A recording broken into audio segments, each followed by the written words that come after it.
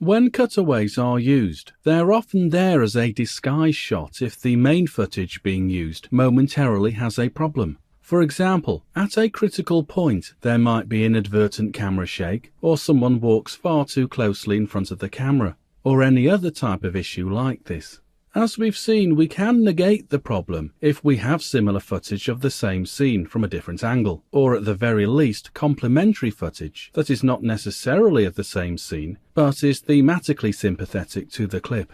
Well, that's great if this is the case. Cutaways like this can rescue problematic footage. However, it's not always the case you have some similar material to use. Well, all is not lost.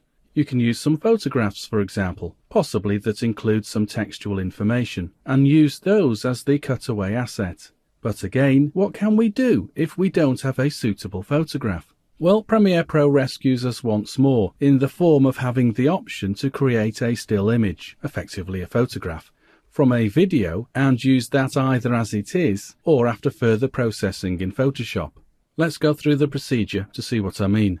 I'll open up the video folder in the project panel and I'll choose a video that I want to use.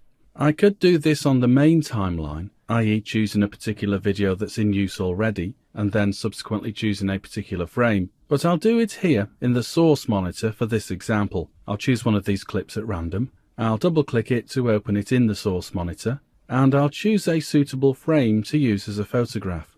To be honest, any of these will do, so I'll use this one here. They're all pretty similar.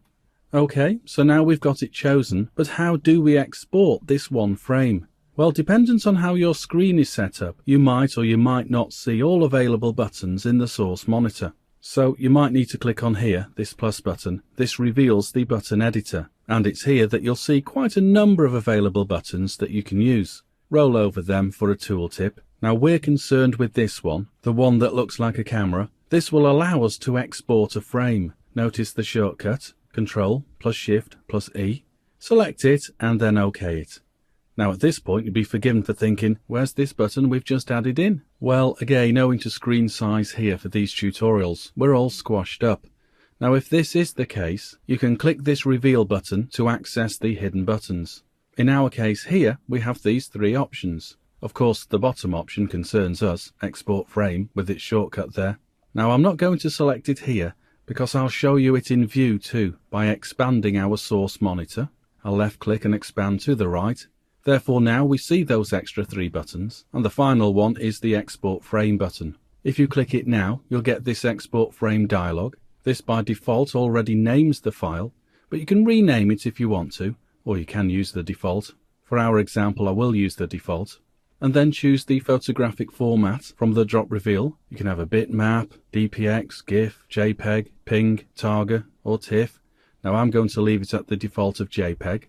Next, either accept the default path where the resulting frame will be saved, or you can click on the Browse button to change the folder location. Now I'm going to change it to my Anglesey folder. And then finally, check in this checkbox to import into the project. What this will mean is, once we export this frame out, we will have it automatically brought back into our project, and it will show up in our project panel without us having to go through the process of importing it.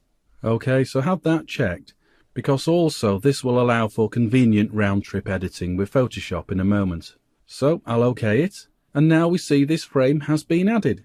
At the moment it's not in the relevant bin. Yes, it's in the project panel, but it's not in my relevant bin. So I'll navigate up and left click and drag it inside my images folder, my images bin, and then I'll open up the images bin.